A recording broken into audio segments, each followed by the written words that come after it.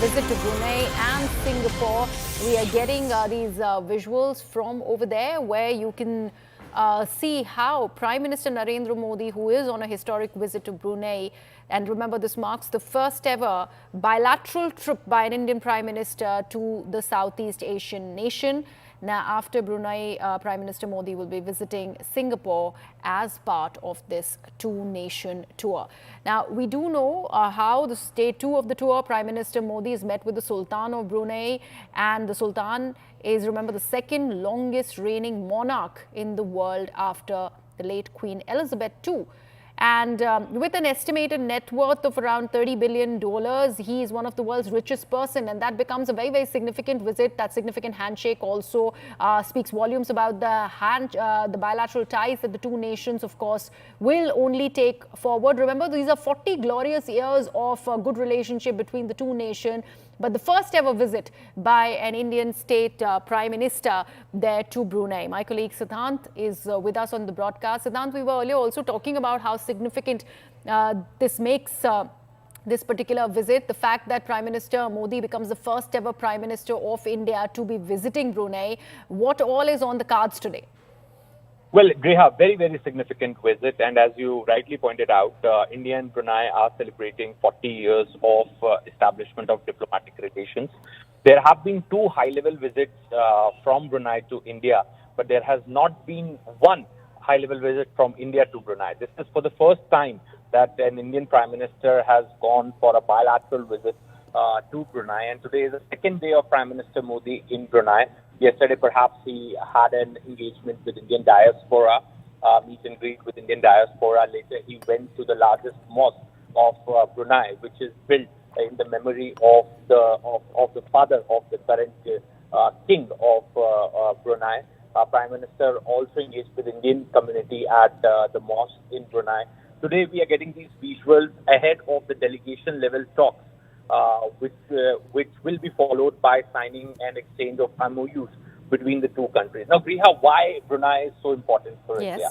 Strategically, Brunei is important for India because China is also trying to make inroads in Brunei. Point number 1. Point number 2, Brunei is rich in hydrocarbons, and India is perhaps looking at a possibility of signing a long-term agreement with the companies back in Brunei for the supply of gas.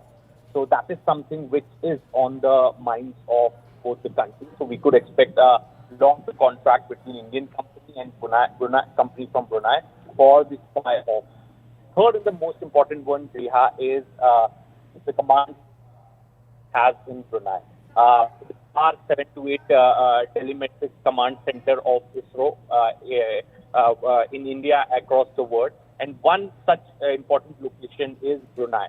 So we could also expect outcome in the space sector. There are already 3 existing MOUs between India and Brunei as far as the space sector is concerned.